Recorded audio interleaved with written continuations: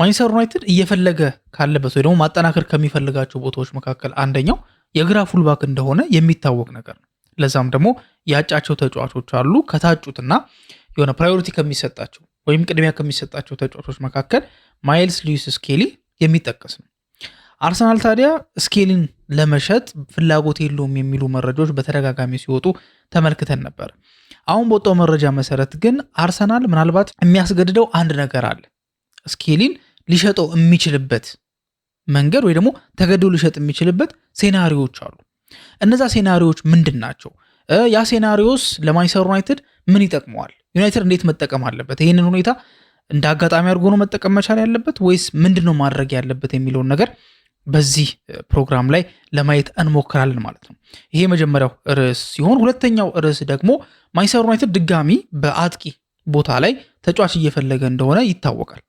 በዛ ቦታ ላይ የተለያዩ ተጫዋቾችን ቼክ እያደረገ ይገኛል። እድሜያቸው በጣም ከፍ ያለና ልምድ አላቸው የሚባሉ ተጫዋቾችን፣ እድሜያቸው ደግሞ መጠነኛ ሆኖ ፕራይማቸው ላይ የሚገኙ ተጫዋቾችን ለማየት እየሞከረ ይገኛል። ከዛ ደግሞ ወጣት ተጫዋቾችን በደረጃ ማንቸስተር ዩናይትድ የማጥቃት ክፍሉን ለማጠናከር እየሞከረ የሚገኘው ከታች ከኤንድሪክ ጀምሮ የሪያል ማድሪዱ ኤንድሪክ ጀምሮ እስከ ኦሊ ዋትኪንስ ድረስ ኢቨን አንዳንድ መረጃዎች እንዲሁም በፊት ዌልቤክ ቼልሲ ከመግባቱ በፊት እንደሚለው ቼልሲ ሳይገባ ዩናይትድ ልክ እንደ ቼልሲ ሁሉ ዌልቤክን ላይክ ኤክስፔሪየንስድ ለሆነ ነገር ይፈልገው ነበር የሚል ነገር አለ። አሁን ላይ የወጡ ባሉ መረጃዎች መሰረት ደግሞ ብዙም በተደጋጋሚ ያልተነገረና በማንቸስተር ዩናይትድ በኩል ያልተጠበቀ ሊባል የሚችል ፒኤስጂን ደግሞ ሊጎዳው የሚችል አንድ ትልቅ ዝውውር ማንቸስተር ዩናይትድ ሊፈጽም እንደሚችል መረጃዎች እየወጡ ይገኛሉ። ያም ተጫዋች ማን ነው? ኢብራሂም ባዬ የተባለው የፒኤስጂ 18 ዓመት ወጣት ተጫዋች ነው። ስለዚህ ጉዳይ ያለው ነገር ምን ይመስላል የሚለውን ነገር ለማየት እንሞክራለን። ዩሪ ቴሌማንስ ለማንቸስተር ዩናይትድ ከፈረመ በኋላ ጨዋታዎችን አድርጓል።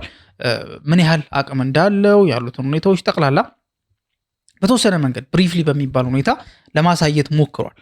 ታዲያ የማንቸስተር ዩናይትድ የቀድሞ ተጫዋች የነበረውና የቀድሞ ሚድፊልደር የሆነው ፖል ስኮልስ ለዩሪ ቴሌማንስ ከበድ ያለ ጠንከር ያለ አስተያየትን የሰጠበት አጋጣሚ አለ። ያ አስተያየት ምንድን ነው? ለዩሪ ቴሌማንስስ የሚጎዳው ነገር ነው ወይንስ የሚጠቅመውና እንዲሁም ይበልጥ ሞቲቬት የሚያደርገው ነገር ነው የሚለውን ነገር በዚህ ፕሮግራም ላይ ለማየት እንሞክራለን። እንደ መጨረሻ አድርገን ደግሞ የምናነሳው ርዕስ ምንድን ነው? የሌዊስ ሆል እና የማንቸስተር ዩናይትድ ጉዳይ አለ። ዩናይትድ ከሉዊስ ስኬሊ ጋር ቅድም ስሙ ሲያያዝ ነበር፣ ከተለያዩ ተጫዋቾች ጋር ስሙ ሲያያዝ ቆይቷል እና ሌዊስ ሆል አሁንም በኒውካስል ቤት ደስተኛ አይደለም፣ ጫና ሊያሳድር የሚችልበት አጋጣሚ አለ የሚሉ መረጃዎች እየወጡ ይገኛሉና ይሄ ነገር ምን ይመስላል የሚለውን ነገር ከሌሎች ርዕሶች ጋር አንድ ላይ አድርገን በዚህ ፕሮግራም የምንወያይ ይሆናል ማለት ነው። ሰላም፣ እንዴት ናችሁ ውድ የቻናላችን ተከታታዮች? ዕለታዊው የትንታኔና የመረጃ ፕሮግራማችን ላይ ነው የምትገኙት። አሁን የጠቀስኩላችሁን ርዕሶች አንስተን በእነዚህ ርዕሶች ዙሪያ ሰፋ ያለ መረጃና ትንታኔ የምሰጣችሁ ነው የሚሆነው። ስለዚህ በእነዚህ ርዕሶች ዙሪያ ሰፋ ያለ መረጃና ትንታኔ ማግኘት የምትፈልጉ ከሆነ ይህንን ቪዲዮ እስከ መጨረሻው ድረስ እንድትከታተሉት እጋብዛችኋለሁ። ለዚህ ቻናል አዲስ ከሆናችሁ ሰብስክራይብ ያደረጋችሁ ቤተሰብ መሆናችሁን እንዳትረሱ። አዲስ ካልሆናችሁና ኦልሬዲ ሰብስክራይብ ካደረጋችሁ ደግሞ ሼር በማድረግ ላይክ በማድረግ ኮሜንት ላይ የተሰማችሁ ነገር በመጻፍ ከኛ ጋር ያላችሁን አጋርነት ወይም አብሮነት እንድታሳዩን ለማስታወስ ፈልጋለሁ። መልካም ቆይታን ተመኙ። ማንቸስተር ዩናይትድ እያሳደደ ከሚገኝበት ቦታዎች መካከል አንደኛው የግራ ፉልባክ ቦታ ላይ ነው። በዛ ቦታ ላይ የዩናይትድ ችግር ልክ እንደ ሚድፊልዱ አይነት አይደለም። አሁን ሚድፊልዱ ላይ ያለው ችግር ምንድን ነው? በኢሲኤል ምክንያት ማኑኤል ኡጋርቴ የለም። ምናልባት ከጃንዋሪ በኋላ ምናምን ነው ወደ ሜዳ ሊመለስ የሚችለው የሚሉ ግምቶች አሉ። ካርለስ ካሴሚሮ ለማንቸስተር ዩናይትድ ሞር ጥሩ የነበረው ወይ ደግሞ ከቆየባቸው ዓመታት ውስጥ የተሻለ ፐርፎርማንስ ያሳየ የነበረው 6 ቁጥር ተጫዋች ወይም ደግሞ የመሃል ሜዳ ተጫዋች ካርሎስ ካሴሚሮ ነበር። ካሴሚሮም የለም። እዛ ቦታ ላይ የሚጫወት ሌላ ተጫዋች ባለመኖሩ ምክንያት ኮቢ ሜኑ ብቻውን ቀርቷል። ስለዚህ ኮቢ ሜኑ ብቻውን እንዳይቀር ለኮቢ ሜኑ አጣማሪ እንዲሆነው ምናልባት ሩበን አሞሪም የተጠቀመውን ማይሆን ፎርሙላ ሌላ አሁን ካሪክም እንዳይጠቀመው ያ ፎርሙላ ምንድነው? ብሩኖ ፈርናንዴዝን ወደኋላ መለስ አድርጎት 6 ቁጥር ቦታ ላይ ማጫወት ነበር። አክቹሊ ከሜኑ ጋር አልነበረም ሲያጫወቱ የነበረው፣ ግን ኤኒዌይስ ብሩኖን ወደዛ መመለስ የሚል ለካሪክ የሚሆን ነገር አይደለም። ስለዚህ ዩናይትድ ሚድፊልዱ ላይ ምንም አማራጭ የለውም። ላይክ እንትና የሚባለው ተጫዋች ምናምን የሚባል የለም። የግዱን እዛ ቦታ ላይ ናቹራል የሆነ ተጫዋች ማምጣት ነበረበት።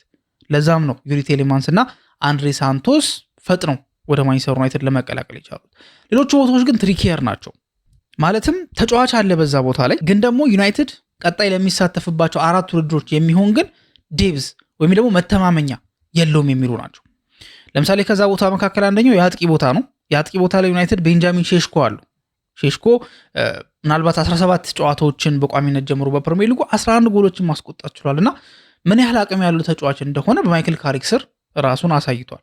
ምንም እንኳን በሩበን አሞሪም ስር ራሱን ማሳየት ባይችልም እድሉን ባያገኝም ማለት ነውና እዛ ቦታ ላይ ሼሽኮ አለ። ግን ደግሞ ሼሽኮ አለ፣ ከዛ ደግሞ ጆሹዋ ዘርክዚ አለ።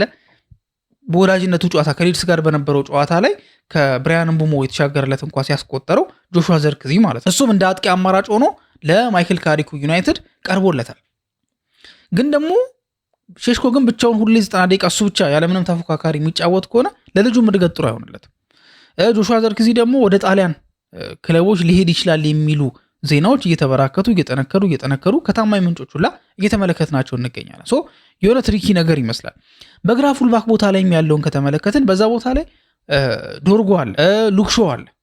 እነዚህ ሁለት ተጫዋቾች እዛ ቦታ ላይ አሉ። ስለዚህ ኖርማሊ በዛ ቦታ ላይ እንደዚህ ሁለት ተጫዋች ሲኖር ምናልባት ደግሞ ተስፋ የተጣለባቸው የነበሩትን ዲዬጎ ሊሆንና ማነው ሃሪ አማስን ከተመለከትን እዛ ቦታ ላይ ዩናይትድ እንዲሁም የሚቸገር አይመስልም አይደለ?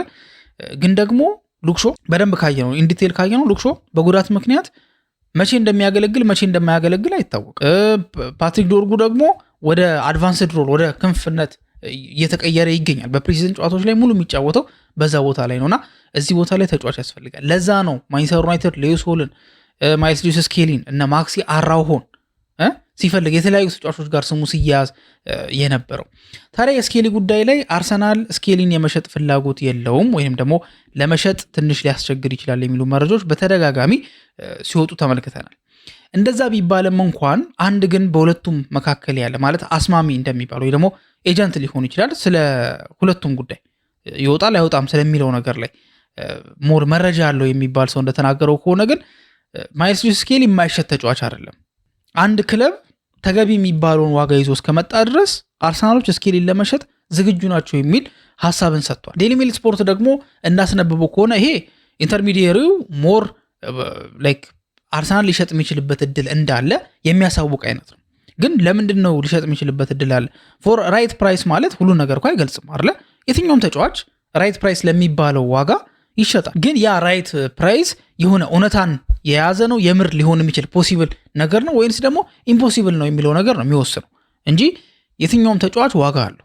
የትኛውም ተጫዋች ዋጋ አለው። አንድ ተጫዋች ለምሳሌ መጥቶ ተጫዋቹ 100 እንደማይገባው ያውቃል፣ ግን 100 ልክፈል ከተባለ ይሸጠዋል የትኛውንም ተጫዋች ላይክ ይሄ በትንሹ ነው። ግን ቤስት ፕሌየራቸውን ለምሳሌ በትልቅ ገንዘብ በ150 በ200 ቢባል ወይ በ250 ቢባል ይሸጡታል። እሱንም ቢሆን አይሸጥም ሳይሆን የሚባለው ገንዘቡ ከፍ ይላል።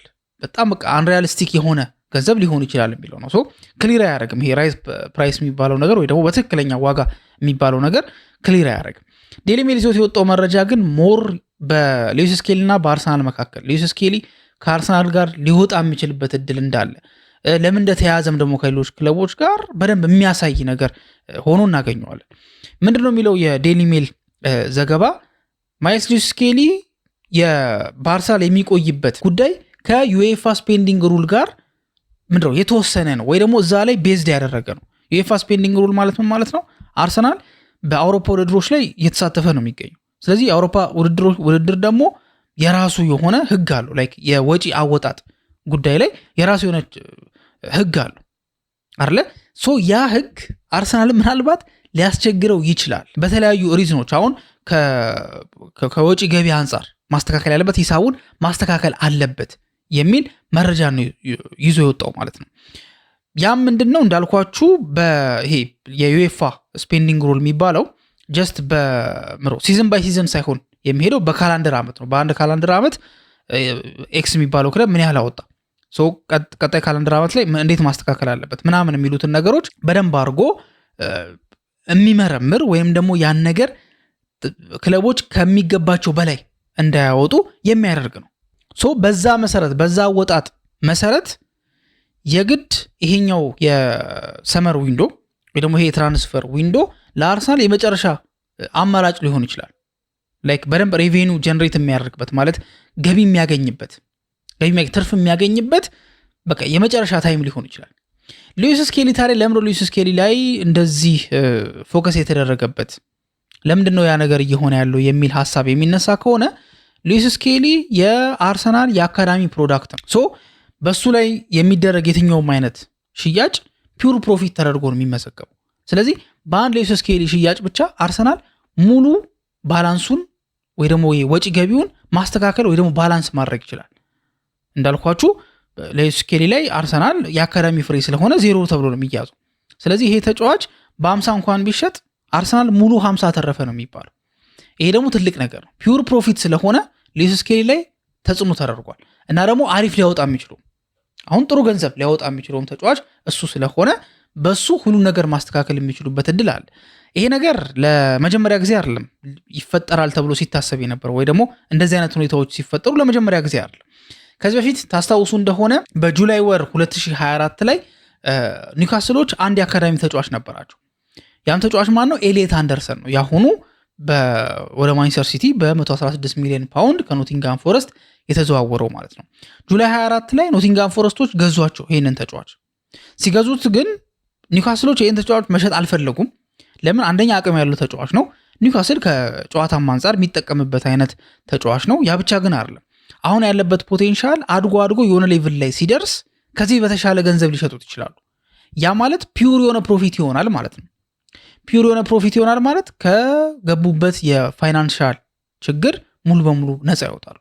ግን ልዩነቱ ግን ምንድነው? ኒውካስሎች የዩኤፋ ሩል አይደለም፣ ጀስት የፕሪሚየር ሊጉ ፒኤስአር የሚባለው የእሱ ነበር ችግር የነበረው እንጂ በዩኤፋ ምክንያት ግን አይደለም።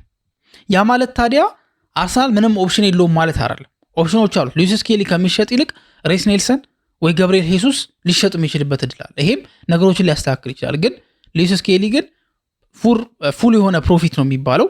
ኔልሰን አቋሙም ስለወረደ በሉዊስ ስኬሊ ልክ ሊሸጥ እንደማይችል ይታወቃል። ለዛም ነው አሁን ላይ እንደ ፕራዮሪቲ እያዩት የሚገኙት ሉዊስ ስኬሊን በአሪፍ በሚባል ገንዘብ መሸጥ የሚለውን ነገር ማለት ነው። እንግዲህ ወደ ሴፕቴምበር 1 በምንጠጋበት ሰዓት ላይ ዴድላይኑ ሲደርስ ማለት ነው አርሰናሎች ጫናውስጥ ሊገቡ እንደሚችሉ ይጠበቃል። ስለዚህ ያኔ ማንቸስተር ዩናይትድ ጥሩ የሚባለው ሙቭ መሄድ የሚችልበት እድል ይኖራል የሚሉ ሀሳቦች አሉ። ወደዚህ የዩኤፋ ችግር ውስጥ ወይ ደግሞ የዩኤፋ ሩል ውስጥ አርሰናሎች እንዴት ደረሱ የሚለውን ነገር ከተመለከትን በዚህ ወር የተደረገውን ጨምሮ ያለፈውን ዓመት የሚደረገውን ነገር መመልከት አለብን። ምድሮ የምንመለከተው ያኛው ላይ ብሩኖ ጊማሬሽን ከኒውካስል ዩናይትድ አርሰናል በ75 ሚሊዮን ፓውንድ አስፈርሞታል። ጁን ወር ላይ ደግሞ ሂንካፔ እንደምታውቁት ከባየር ሊቨርኩሰን በውሰት ውል ነበር አርሰናልን ተቀላቅሎ የነበረው በ34.5 ሚሊዮን ፓውንድ ቋሚ ሆኗል። ከዛ ይሄ ብቻ ግን አይደለም። ለክለብ ብሩጅ ደግሞ አርሰናል ክሪስቶስ ዞሊስ የተባለውን ተጫዋች በ34 ሚሊዮን ፓውንድ አስፈርሟል። ይሄ ማለት ባለፈው ክረምት ላይ፣ ይሄ በአሁኑ ነው፣ ጀስት በአሁኑ ብቻ ማለት ነው። ሁለት ጊዜ 34 ሚሊዮን ፓውንድ አውጥቷል፣ አንድ 75 ሚሊዮን ፓውንድ አውጥቷል። ባለፈው ክረምት ላይ ለ8 አዲስ ተጫዋቾች 250 ሚሊዮን ፓውንድ አውጥቷል። ስለዚህ እነዚህ ነገሮች ናቸው ተደበላልቀው ወይ ደግሞ አንድ ላይ ሆነው አርሰናል ላይ ጫና ሊፈጥሩበት የሚችሉት። ዩናይትድ ከዚህ ነገር እንዴት መጠቀም አለበት የሚለውን ነገር ደግሞ እንመለከታለን። ዩናይትድ ይሄን ተጫዋች ከሚፈልጉት ክለቦች መካከል የሚጠቀስ ነው። ብቸኛ አይደለም። ቼልሲዎች ይፈልጉታል ይሄንን ተጫዋች፣ ሌሎችም ደግሞ የሚፈልጉት ክለቦች እንዳሉ ይታወቃል። ስለዚህ ዩናይትድ ብቻውን አይደለም ይሄ ልጅ እየፈለገው የሚገኘው። አሁን ይሄንን ካርድ አሁን የጠቀስኩላችሁን የዘረዘርኩላችሁን ጉዳይ እንደ ትልቅ መሳሪያ መጠቀም ይችላል። ለምን? ቅድም እንዳልኳችሁ አርሰናል ኦፕሽን አለው። ኔልሰንን መሸጥ ሊችል ይችላል፣ ሄሱስን መሸጥ ሊችል ይችላል፣ ሌሎችንም ሊሸጥ የሚችልበት እድል ይኖራል። ግን ደግሞ ሉዊስ ስኬሊንግን መሸጥ ማለት ፒውር ፕሮፊት ነው። አሁን አርሰናል እየጠየቀ ያለው ተብሎ የሚታሰበው ገንዘብ 70 ሚሊዮን ፓውንድ አካባቢ ነው። አርሰናልም ደግሞ በዛ ዋጋ ላይ ወይ ደግሞ ያንን 70 ሚሊዮን ፓውንድ ጠንከር ብሎ ይጠይቃል የሚል ሀሳብ። ለምን እንዳልኳቸው ይህ ልጅ አይገባውም አይደለም፣ ዋጋው ጥሩ ተጫዋች ነው። ከምንም በላይ ቻምፒየንስ ሊግ ፋይናል ላይ የተጫወተ ተጫዋች ነው። ሶ የነበረው ፐርፎርማንስ የነበረው ብቃት ትልቅ ገንዘብ የሚያስፈልገው። ግን ደግሞ 70 ሚሊዮን ፓውንድ አርሰናል ይህንን ሸጠ ማለት ፒውር የሆነ 70 ሚሊዮን ፓውንድ ትርፍ አገኘ ማለት ነው። ይሄ ማለት ደግሞ አርሰናልን እስከ ወዲያኛው ማለት ይቻላል ነፃ ያደርገዋል። የአካዳሚ ተጫዋቹን በ70 ሚሊዮን ፓውንድ መሸጥ ማለት በቃ ትልቅ የሆነ አቅም ያሰጠዋል። ይህንን ነገር ደግሞ ዩናይትዶች በደንብ አድርጎ በቅርበት ከተከታተሉት ከ70 ሚሊዮን ፓውንድ ቢያንስ በ50 በ55 ማስማማት ይችላሉ። ለምን? አንደኛ አርሰናሎች ያሉበትን ችግር ያውቃሉ። አሁን የነገርኳችሁ ችግር ውስጥ ነው ያሉት። ሲቀጥል ደግሞ እንደ ፒውር ፕሮፊት ነው የሚታየው። አሁን ታስታውሱ እንደሆነ የማቴዎስ ፈርናንዴዝ ዝውውር ላይ አንድ ሲነሳ የነበረ ትልቅ ነገር ነበር። ያ ምንድነው? ዌስትሃሞች ይህንን ተጫዋች ከሳውዝሃምፕተን ሲያመጡት ያወጡበትን ገንዘብ እጥፉን ነው መመለስ የሚፈልጉት። አይ ቲንክ ወደ 35 ኦር 40 ሚሊዮን ፓውንድ አካባቢ መሰለኝ ያወጡት። ስለዚህ ትልቁ መደራደሪያቸው ይሄን ልጅ በ40 አምጥተነዋል፣ ሶ አሳድገነዋል፣ አቅሙ ደግሞ ጨምሯል፣ ስለዚህ ማትረፍ እንፈልጋለን ይሉና መነሻው ዋጋው ወይም ደግሞ በቃ ከዚህ በታች አይቻልም የሚሉትን ገንዘብ ወደ 40 ያደርጉታል ማለት ነው። ከዛ 40ን ላይክ እንደ ዜሮ ብትቆጥሩት ወይ ደግሞ እንደ ቤዝ የሆነ ገንዘብ ብትቆጥሩት ከዛ በኋላ ያለውን ደግሞ የልጁን ፐርፎርማንስ ነው የሚጨምሩበት ማለት ነው። ሶ ቴክኒካሊ ምን ማለት ነው? ይሄ ልጅ በ85 ሄደ ማለት ዋጋው እሱ ላይክ እነሱ ካወጡት ውጪ ያለው ወደ 45 ሚሊዮን ፓውንድ አካባቢ ነው ማለት ነው። ስለዚህ ሲደራደሩ ስለ 45 ሚሊዮን ፓውንድ ብቻ ማውራት ይችላሉ። ምክንያቱም የምናተርፈው ይሄን ያህል ነው። ስለዚህ ከዚህ ደግሞ የሚያንስ ከሆነ በዛ ላይ ደግሞ ሳውዝሃምፕተን ደግሞ የሆነ ደግሞ ሪሊስ ክሎዝ ደግሞ ነበራቸው። ስለዚህ አያዋጣንም ብሎ ሊከራከሩ ይችላል። በአርሰናል በኩል ግን ያወጣ ነው ይሄን ያህል ነው ይሄኛው አያዋጣንም ማለት አይችልም። ለምን? ይሄ የዩኤፋ ሩል አንቆ ሊይዛቸው የሚችልበት እድል አለ። ስለዚህ የግድ የሆነ ተጫዋች መሸጥ አለበት። ያ ተጫዋች ቅድም ላልኳችሁ ነው። ማንም ሊሆን ይችላል። ገብርኤል ኢየሱስ ሊሆን ይችላል፣ ኔልሰን ሊሆን ይችላል፣ ሌላም ተጫዋች ሊሆን ይችላል። ግን ምንም ቢሆን ግን እንደ ሉዊስ ስኬሊ ግን አይሆንም። ምክንያቱም 100% ወይ ደግሞ ፒውር ፕሮፊት ስለሚሆንለት ማለት ነው። ስለዚህ ይሄንን ካርድ ማንቸስተር ዩናይትዶች ብልጥ የሚሆኑ ከሆነ ለትልቅ መደራደሪያ መሳሪያነት ሊጠቀሙ የሚችሉበት እድል አለና እዚህ ነገር ላይ መጠንከር አለባቸው ተብሎ ይታሰባል። አርሰናሎች ምንም እንኳን ይሄ ልጅ ኮንትራት ያለው ተጫዋች ቢሆንም ትልቅ ፓወር ሆልድ ያደረጉት አርሰናሎች ቢሆኑም እንግዲህ ጎል አስቆጥሯል። አሁን የወዳጅነት ጨዋታ ላይ ራሱ ጎል ያስቆጠረ ተጫዋች ነው። የቻምፒየንስ ሊግ ፋይናል ላይ የታመነበት እንግዲህ የቻምፒየንስ ሊግ ፋይናል ላይ ተሰለፈ ማለት አንድ ተጫዋች ምን ያህል እንደሚታመንበት አስቡ። በዚህ ደረጃ የታመነው ተጫዋች ለምንድን ነው የሚሸጠው እንዴ? ለምን ይሸጣል የሚል ትልቅ ጥያቄ ይነሳል አይደል? ችግሩ ይሄኛው ነው። ስለዚህ ያቺን ነገር ደግሞ ዩናይትዶች በደንብ አድርገው እስከ መጨረሻው መጠቀም ይኖርባቸዋል። ያንን የሚጠቀሙ ከሆነ ያለምንም ጥርጥር ይሄ ልጅ ዩናይትዶች ፌር በሚሉት ዋጋ ሊያገኙት የሚችልበት እድል እንዳለ እየተነገረ ይገኛል ማለት ነው።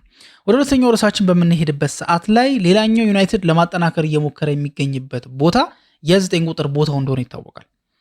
ለዛም ቅድም መግቢያ ላይ እንዳልኳችሁ ወጣት የሚባሉ ተጫዋቾች ፕራይማቸው ላይ ያሉ፣ መካከለኛ ላይ ያሉ፣ ፕራይማቸውን እያለፉ ያሉ ለልምድ እንዲሆን በሚል የተለያዩ ተጫዋቾች ስማቸው ከዩናይትድ ጋር ሲጠቀስ ነበር።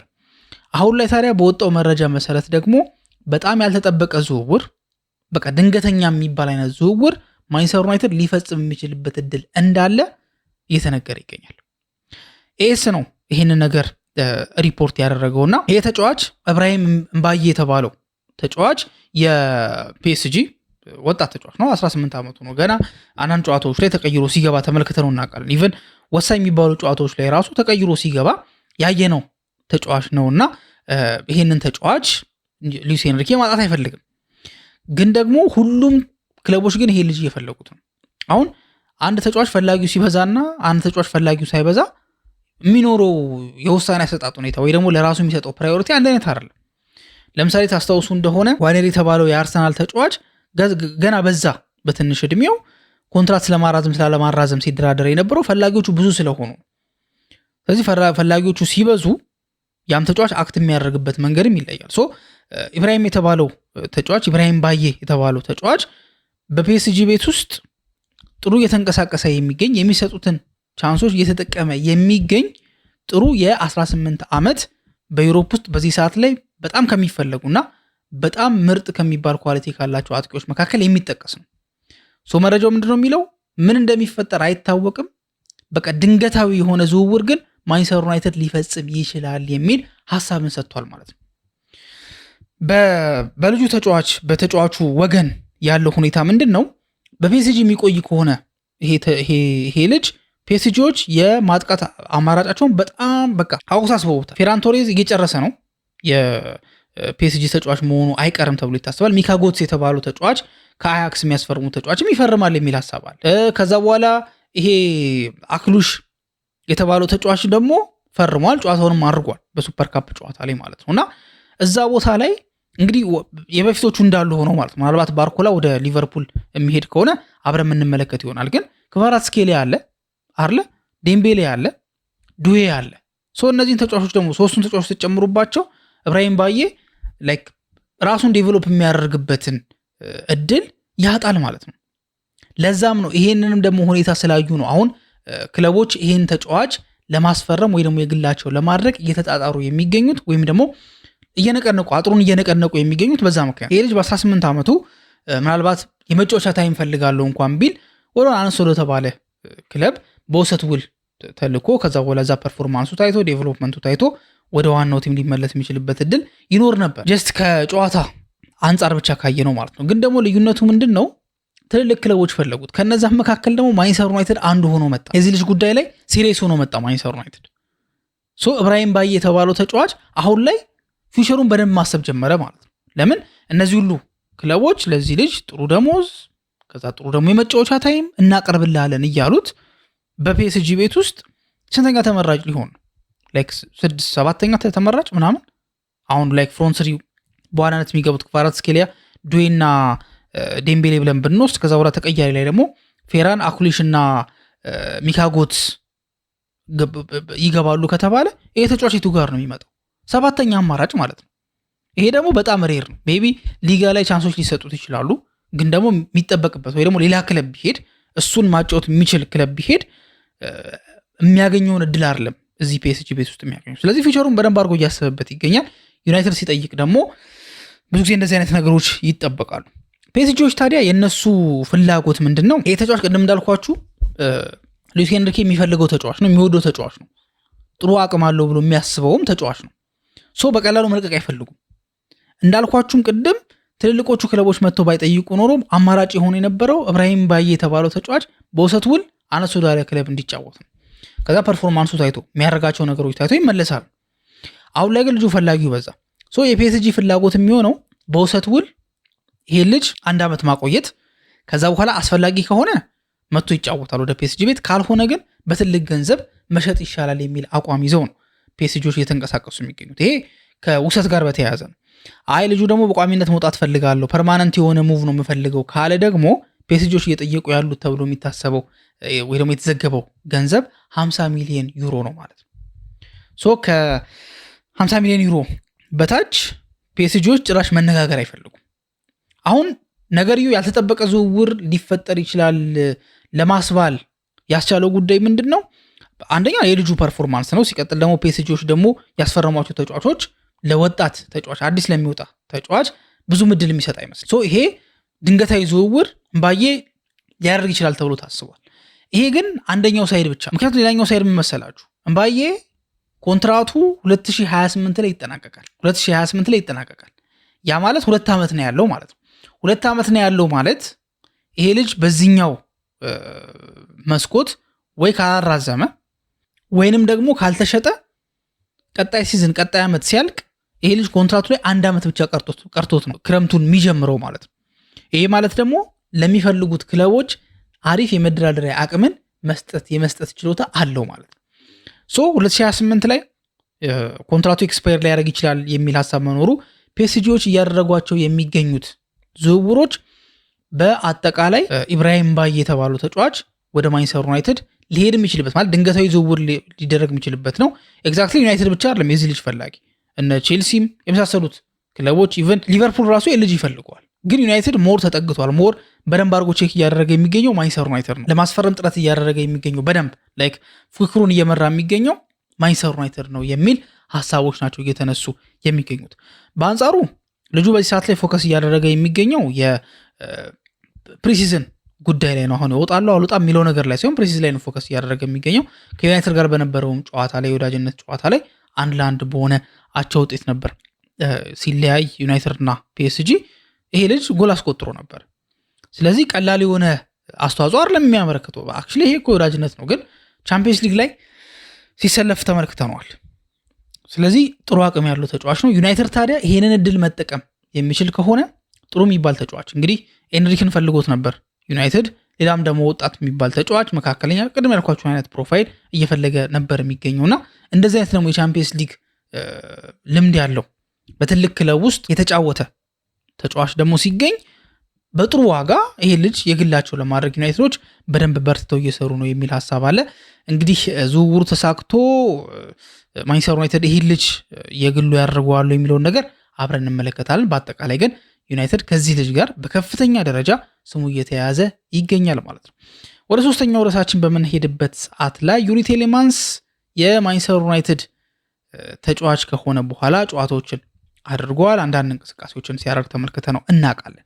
ተስፋ ሰጪ ፐርፎርማንሶች ነበሩ ሲኖሩት የነበረው። መሀል ሜዳ ላይ ገባ ማለት የሆነ ነገር ሳያደርግ ያወጣ ከኳስ ውጪ ፕረስ በማድረግ በመከላከል ከኳስ ጋር ደግሞ ያለው ምቾት፣ ኳሱን ፓስ የሚያደርግበት መንገድ፣ ክሮስ የሚያደርግበት መንገድ፣ መቼ የትኛውን አይነት ውሳኔ መወሰን አለብኝ የሚለው ነገር ላይ ያለው ኢንቴሊጀንስ አብዛኛው በማንቸስተር ዩናይትድ ዙሪያ ያለና ዩናይትድን ጨዋታ የተመለከተ ተስፋ ሰጪ ፐርፎርማንስ ነው ብለው ተስማምተውበታል።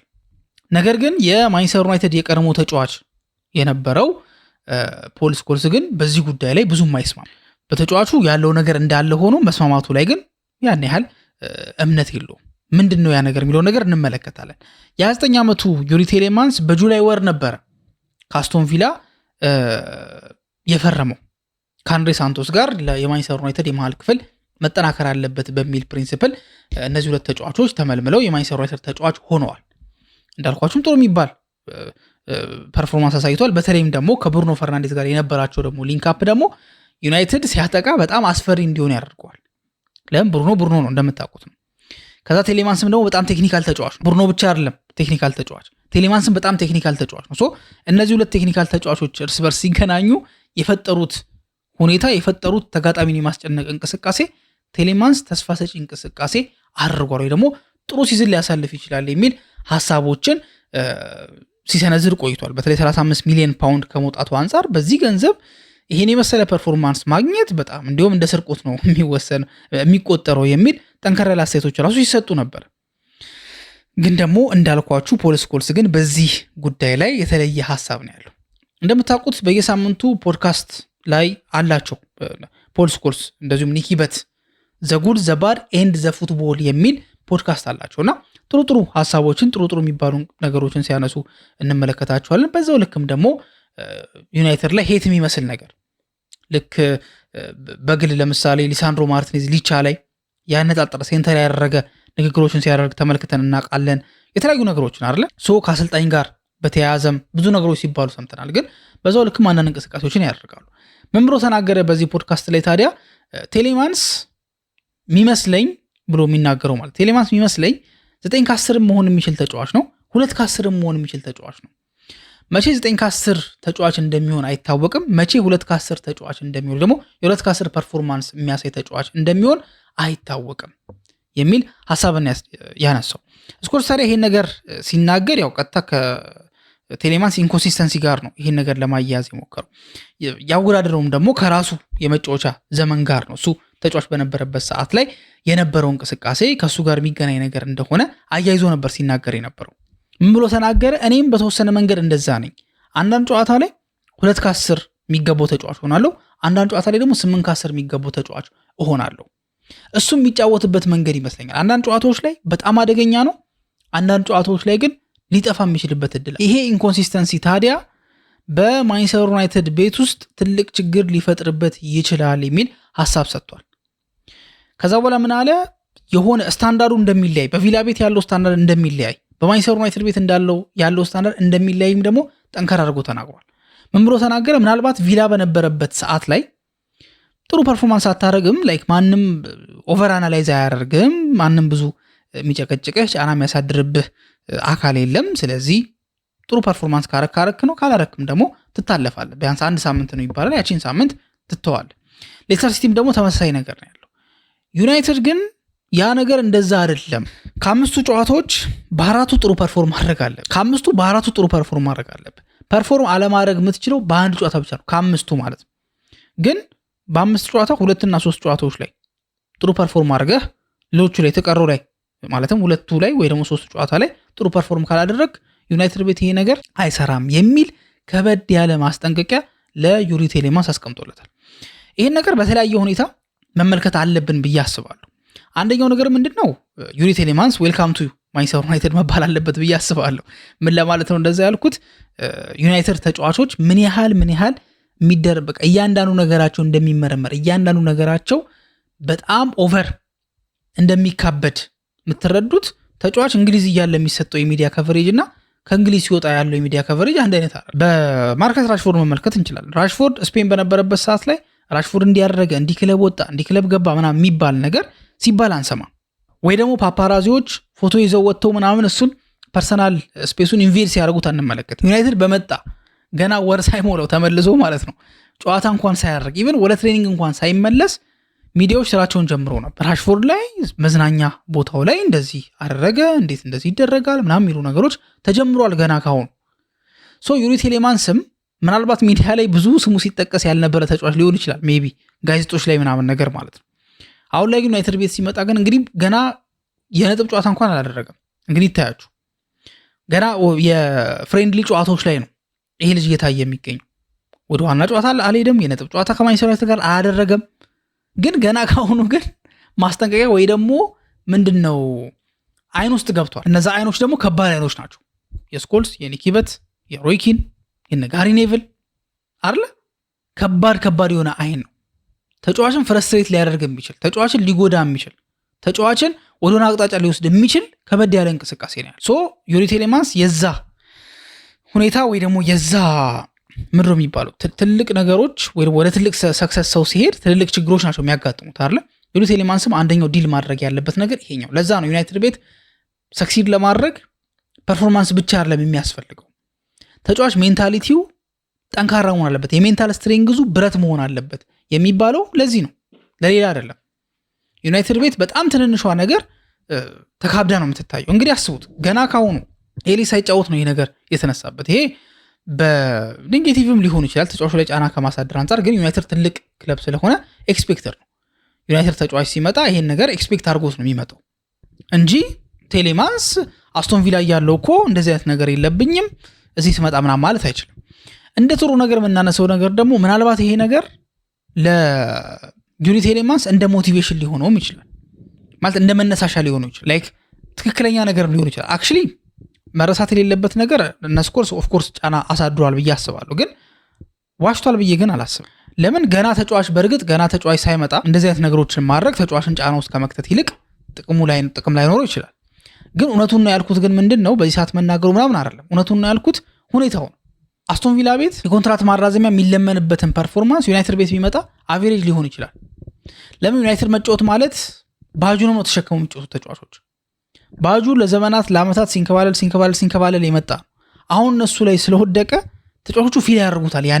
ያንን ሸክም ያንን ሃርድሺፕ ፊል ያደርጉታል። ሶ ያ ባለበት ዩናይትድ ቤት ቪላ ባለው ሌስተር ባለው ነገር በቃ ሚዲያም ብዙ አይናገረኝም ደጋፊውም ችግር የለውም ቶለሬት ያደርገኛል ብሎ ማሰብ አስቸጋሪ። አክቹሊ ደጋፊው እንኳን አሁን ቶለሬት የሚያደርግ ደጋፊ ነው ያለው፣ ግን ሚዲያ ላይ ግን ያሉት ሰዎች ግን በቃ ይበጣጥሱታል። ሶ ይሄ ዩናይትድ ቤት ሲመጣ ከሚጠበቁ ወይ ደግሞ ኤክስፔክት ከሚደረጉ ነገሮች ናቸውና ዩሪ ቴሌማንስ ሜንታሊ ለዚህ ነገር ዝግጁ ካልሆነ መቼስ አታውሩ ማለት አይቻልም፣ የሚዲያ ነፃነት ባለበት ሀገር ማለት ነውና ዩሪ ቴሌማንስ እንደዚህ አይነት ጫናዎች ሊገጥሙት እንደሚችሉ ቀድሞ ማወቅ መቻል አለበት። ለዛም ደግሞ ራሱን አዘጋጅቶ ወደ ማንቸስተር ዩናይትድ መምጣት ማለትም ወደ ጨዋታው ማለት ነው መቀላቀል መቻል አለበት እንጂ ምናልባት ይሄ ነገር ያስከፋኛል የሚል ከሆነ ይሄ ነገር ካስከፋው ትንሽ አስቸጋሪ ነው። ከዚህ በኋላ የሚኖረው ቆይታ እንዴት ይሆናል የሚለውን ነገር ለማሰብ ትንሽ ያስቸግራል ብዬ አስባለሁ። ከዛ ውጭ ግን እዛው ፕሮግራም ላይ እንዳልኳችሁ በዚህ ፖድካስት ላይ ዘ ጉድ ዘ ባድ ኤንድ ዘ ፉትቦል የሚባለው ፖድካስት ላይ ስኮልስ ብቻውን አይደለም የሚናገረው። አብሮት ኒኪበት የቀድሞ የቡድን አጋሩ የቀድሞ የማንቸስተር ዩናይትድ ተጫዋች የነበረው ኒኪበትም ይጠቀሳል። ኒኪበት ግን ተቃራኒ ነገር ነው የተናገረው ሞሮፍ ከስኮልስ ማለት ነው። ተቃራኒ ማለት ሁለቱም እውነት ነው ያወሩት፣ ግን ፎከስ ያደረጉበት ኤሪያ ግን ይለያያል። ኒኪበትም ብሎ ነው የተናገረው ሞር የዩሪ ቴሌማንስ ወደ ማንቸስተር ዩናይትድ መምጣት በጣም እንዲሁም በአሪፍ ዋጋ የተገኘ ነገር ነው። ልጁ ካለው ፖቴንሻል አንጻር በዚህ ዋጋ ማግኘት በጣም የማይቻል ነገር ነው ብሎ ሞር ኦፕቲሚስቲክ የሆነ ወይ ደግሞ ፖዚቲቭ የሆነ ሀሳብን ለመስጠት ሞክሯል። ምን ብሎ ተናገረ መሰላችሁ? ቃል በቃል እንደ ቪላ አይነት ክለብ በምትሆንበት ወይ ደግሞ እዛ በምትጫወትበት ሰዓት ላይ ሊጉ እንድታሸንፍ ኤክስፔክት አይደረግም ካንተ። ዩናይትድ ግን ሲሆን ግን በእያንዳንዱ አመት ትጠበቃለህ። ምንም እንኳን ስኳድ ጥሩ ቢሆንም ባይሆንም፣ ጥሩ ከሆነ ኦፍኮርስ በደንብ ትጠበቃለህ። ግን ጥሩ ባይሆንም እንኳን በዩናይትድ ቤት ውስጥ ይጠበቃል ዋንጫ። አሁን ዩናይትድ ያለፉትን 10 ዓመታት ምናምን ካሳየው ፐርፎርማንስ አንጻር እንደ ዋንጫ ይጠበቅበታል ሲባል ትንሽ ኦር ነገር ሊመስል ይችላል፣ ወይ ደግሞ እንዴት ነው እንደዛ ሊሆን የሚችለው ሊባል ይችላል። ግን ደግሞ የዩናይትድ ታሪክ ግን ያኛው ነው። ክለቦችን ታሪኩ ነው አንዳንድ ጊዜ ታሪክ ነው ሊድ የሚያደርገው አይደለ? ስለዚህ ዩናይትድ ያን የሚያክል ሞገስ ያለው ክለብ ስለሆነ ጀስት 4ኛ ሲወጣ ሁሌ 5ኛ ሲወጣ ምናምን አይ በቂ ነው ይሄ ምርጥ ነው የሚባልበት ነገር የለምና ኒኪበት እንዲሁም ከስኮልስ ለስለስ ያለና ሞር ፖዚቲቭ የሆነ ነገር ነው ለማውራት ሞክሮ የነበረው። ስኮልስ ግን ጠንከር ያለ እንዳልኳችሁ ጠንከር ያለ አስተያየት ነው የሰጠው፣ እንደ ማስጠንቀቂያ ነገር ነው የሰጠውና ዩሪ ቴሌማንስ ይሄን ነገር እንዴት ያስተናግደዋል የሚለውን ነገር አብረን የምንመለከት ይሆናል። ወደ መጨረሻው ራሳችን በምንሄድበት ሰዓት ላይ ዩናይትድ በፉልባክ ቦታ ላይ ሉዊስ ስኬሊን እየሞከረ እንደሆነ ጠንከር ብሎ ለማናገር እዛ ቦታ ላይ አንዳንድ ፖሲቢሊቲዎችን ለመጠቀም እየሞከረ እንደሆነ የሚታወቅ ነገር ነው። ግን ደግሞ ፕራዮሪቲው ምንድን ነው ወይ ደግሞ መጀመሪያ ላይ ቀዳሚ ምርጫው ምንድን ነው የሚለውን ነገር ካየን ቀዳሚ ምርጫው ሉዊስ ሆል የኒውካስል ዩናይትዱ የግራ ፉልባክ ተጫዋች የሆነው ሉዊስ ሆል የ21 ዓመቱ ተጫዋች የማንቸስተር ዩናይትድ ተመራጭ ነው። ዩናይትድ ብቻ አይደለም እሱ የሚመርጠው፣ ሉዊስ ሆልም ደግሞ ወደ ማንቸስተር ዩናይትድ መዘዋወር እንደሚፈልግ ታማኝ የሚባሉት የመረጃ ምንጮች ራሱ አሳውቀዋል። ግን ችግሩ ምንድነው ኒውካስል አልለቅም ብሎ እሱን ተጫዋች ከመሸጥ በቃ ተቆጥበዋል የሚለው ነገር ግን ያስቸግራል። ሉዊስ ሆልም ደግሞ ደስተኛ አይደል እዛ ባለው ነገር እሱ መውጣት ይፈልጋል። የፕሮፌሽናል ህይወቱ ላይ ወደ ሌላ ስቴፕ መሄድ ይፈልጋል። ለእንግሊዝ ብሔራዊ ቡድን ያለመመረጡ ጉዳይ ለኒውካስል የተጫወተ ስለነበር ነው የሚሉ ነገሮችም አሉ። እሱም ያን ነገር ይቀበላል የሚል መረጃ ወጥቷልና አሁን ሞር የተሻለ ለሚለው ቡድን እንደ ማንቸስተር ዩናይትድ አይነት ቡድን ለመሄድ ፍላጎት አለው። ስለዚህ ሉዊስ ሆልም ዩናይትድን ይፈልጋል፣ ዩናይትድም ሉዊስ ሆልን ይፈልገዋልና ላይክ ሚቹዋል የሆነ መፈላለግ ነው። ላይክ ሁለቱም ናቸው የሚፈላለጉት እንጂ አንዱ ብቻ ይፈልጋል አንደኛው እስከዚህ ነው የሚባል ነገር አለ። ሁለቱም ይፈላለጋሉ። ታዲያ ዩናይትድ ይሄ ልጅ ለማስፈረም እየተጠየቀ የሚገኘው ገንዘብ ውድ ነው ብሎ እንደሚያምን ኒውካስሎችም ለመሸጥ ወይ ደግሞ ኔጎሽየት ለማድረግ ፍላጎት እንደሌላቸው ዝግጁነት እንደሌላቸው ተረድቷል። ግን አንድ ትልቅ ነገር አለ። ያ ምንድን ነው? ክለቦች እምቢ በሚሉበት ሰዓት ላይ ብዙ ጊዜ ያ ተጫዋች በጣም ኤገር ሆኖ ያንን ክለብ መቀላቀል የሚፈልግ ከሆነ የዛ የሚቀላቀልበት ክለብ ምንድን ነው ካርድ ጠንከር ይላል። ለምን ሉዊስ ሆል ስትራይክ ቢጀምር ልክ አሌክሳንደር ኢሳክ እንዳደረገው ዮሐን ዊሳ እንዳደረገው ይሄም ልጅ ወደ ስትራይክ ቢሄድ ላይክ ትሬኒንግ አልገባም ቢል ምናምን የመሳሰሉት ነገሮችን ቢያደርግ ለማንቸስተር ዩናይትድ ጥሩ ድል ይፈጠርለታል እንዲሁ። ስለዚህ ሊቨርፑሎች ለአሌክሳንደር ኢሳክ ሰጥቶት የነበረውን ቃልና መተማመኛ ዩናይትድም ለሉዊስ ሆል መስጠት አለበት። ለመስላችሁ እንደዚህ ምለው ለሉዊስ ሆል ያንን መተማመኛ ከሰጠውና ሉዊስ ሆል እርግጠኛ ከሆነ ከኒውካስል ጋር ከተለያየ ዩናይትድ መግባቱ እርግጠኛ ከሆነና ያሉት ኦፈሮችም ደግሞ ለሆል አሪፍ ሆነው ከታዩት ያለምንም ጥርጥር ኒውካስል ተገዶ ይህን ተጫዋች ይሸጠዋል። ለምሮ የሚገደደው ትሬኒንግ ካልሰራ የተጫዋች ፍላጎት ከሌለው አዲሱ አሰልጣኝስ እንዴት ነው ፍላጎት የሌለውን ተጫዋች ሊድ እያደረገ ኦፍኮርስ ለዋንጫው ኤክስፔክት አይደረጉም፣ ግን መድረስ ወዳለባቸው ቦታ እንዴት ማድረስ ይችላል? ይሄ ነገር ባለበት ማለት ነው። ስለዚህ መልበሻ ክፍሉን ለመጠበቅም አዲሱ አሰልጣኝም የራሱን ስራ እንዲሰራ ለማድረግ ይሄ ነገር እልባት ሊበጅለት የሚገባው ፖዚቲቭ በሆነ መንገድ አይሸጥምም ከተባለ አስማምቶ በማስቀረት ይሸጣልም ከተባለ ደግሞ በሚገባው ዋጋ መሸጥ ነው። ግን ተጫዋቹ መውጣት እየፈለገ ያ ክለብ አትወጣም ብሎ በደንብ አስገድዶ ከያዘው እንደ አሌክሳንደር ኢሳክ አይነት ነገር ሊፈጠር ይችላል። ያ ማለት ደግሞ ምናልባት ኒውካስሎች እየጠየቁ ካሉትም ገንዘብ ያነሰ ኦፈር ሊደረግላቸው ይችላል። ለምን ሆልም መውጣት ይፈልጋል። ስለዚህ እሱ ስትራይክ ላይ ነው ያለው፣ ይጠቀሙት አይደል? ስለዚህ ያንን አድቫንቴጅ ሊጠቀሙ ወይ ደግሞ ያንን አድቫንቴጅ ሊይዝ የሚችልበት እድል አለ። ዩናይትዶች ግን በዚህ ጉዳይ ላይ ከመቼውም ጊዜ በላይ መፍጠን መቻል አለባቸው። ፈጥነው እንዳልኳችሁ ለአሌክሳንደር ኢሳክ ሊቨርፑል ሰጥቶት የነበረውን አይነት ቃል ዩናይትድም መስጠት አለበት። እንደዛ በሚሆንበት ሰዓት ላይ እንደዛ ሲሆን ሞር ሉዊስ ሆልን ሊያገኙ የሚችሉበት እድል አለ። አሁን ቅድም ላይክ ማይልስ ሉዊስ ስኬሊ ወደ ዩናይትድ ቢገባ የሚሰጠው ፕሮፋይል የተለየ ነው። ከዚህ በፊት በነበሩ ፕሮግራም ላይም ይህን ነገር ለማንሳት ሞክሬያለሁ። ሁለቱ ተጫዋቾች የሚሰጧቸው ግልጋሎቶች ወይ ደግሞ የሚሰጧቸው ጥቅም አንድ አይነት አይደለም። ሉዊስ ሆል ሞሮፍ እንደ ትራዲሽናል አይነት ፉልባክ ነው። በእርግጥ ወደ መሀል እየገባ መጫወት ይችላል። ግን ሉክ ሾውን በደንብ አድርጎ መተካት የሚችለው ተጫዋች ግን ሉዊስ ሆል ነው ተብሎ ይታሰባል። ማይልስ ሉዊስ ስኬሊ ደግሞ መሀል ላይ መጫወት ስለሚችል ዩናይትድ የመሀል ሜዳ ላይ ችግር አለበት፣ ክፍተት አለበት። ስለዚህ ያንን ክፍተትም ደግሞ ሊሞላለት ይችላል ማይልስ ሉዊስ ስኬሊ። በአንድ ተጫዋች ዋጋ መሀል ተጫዋችም ፉልባክም ነው አስፈረመ የሚባለው። የተለያየ ፕሮፋይል ነው ያላቸው። ግን ቅድሚያ ከመስጠት አንጻር ግን ከተመለከተ ሉዊስ ሆልን ነው ማንቸስተር ዩናይትድ ቅድሚያ የሚሰጠው። ሉዊስ ሆል ቀጣይ ምን አይነት እርምጃዎችን ሊወስድ ይችላል? እንደተባለው ጠንከር ብሎ ዩናይትድ ለመግባት ኒውካስል ላይ ጫና ያሳድራል፣ ስትራይክ ያደርጋል የሚለውን ነገር አብረን የምንመለከት ነው የሚሆነው። ዩናይትዶች ግን ልጁ ላይ ትልቅ ፍላጎት አላቸው። አሁን እየተፈጠረ የሚገኘውንም ግርግር ያሰልጣኝ ለውጥ አለ፣ ልጁ መውጣት ይፈልጋል ምናምናም ነገሮች ለመጠቀም ዙሪያውን ከበው እየጠበቁ እንደሆነ መረጃዎች እየወጡ ይገኛሉ። ይሳካላቸዋል የሚለውን ነገር አብረን እንመለከታለን። ሉዊስ ሆልም እስኬት ድረስ ያደርገዋል የሚለውን አብረን የምናይ ይሆናል ማለት ነው። የእናንተ ሀሳብ ግን ምንድን ነው? አሁን በጠቀስኩላችሁ ርዕሶች ዙሪያ ያላችሁ ሀሳብ ምንድን ነው? ሉዊስ ስኬሊ ወደ ማንቸስተር ዩናይትድ የሚያደርገው ዝውውር የሚሆን ይመስላችኋል? እንደዚሁም 18 ዓመቱ የፒኤስጂ አጥቂ ኢብራሂም ምባዬ ለዩናይትድ ምን ሊጠቅም ይችላል የሚመጣ ከሆነ የሚለውን ለቴሌማስ የተሰጠውንስ ማስጠንቀቂያ እንዴት ታዩታላችሁ? ላይክ ፖል ስኮልስ ይሄን ነገር መናገር አልነበረበትም? ልጁ ላይ ተጽዕኖ አሳድሮበታል፣ ጫና አድርጎበታል? ወይንስ ደግሞ አይ ትክክለኛ ውሳኔ ነው የወሰነው? ተጫዋቾች ወደ ትልቅ ክለብ በሚመጡበት ሰዓት ላይ የክለቡን ትልቅነት ሊያስታውስ የሚገባ በክለቡ ትልቅ ስትራክቸር ውስጥ የነበረ የሆነ ሰው ያስፈልጋል። ስለዚህ መናገር አለበት የሚለውን ነገር የእናንተ ሀሳብ ምንድን ነው በሁለቱ ዙሪያ የሚለውን ነገር፣ እንደዚሁም ደግሞ በሉዊስ ሆልም ያለውን ሁኔታ ወይ ደግሞ ያለውን ጉዳይ ምን ይመስላል የሚለውን ነገር አጠቃላይ ሁኔታውን በኮሜንት ሴክሽን ላይ ማስቀመጥ ትችላላችሁ። እስካሁን ድረስ አብራችሁን ስለቆያችሁ እናመሰግናለን። በቀጣይ ፕሮግራም እስከምንገናኝ ድረስ መልካም ጊዜ ይሁንላችሁ።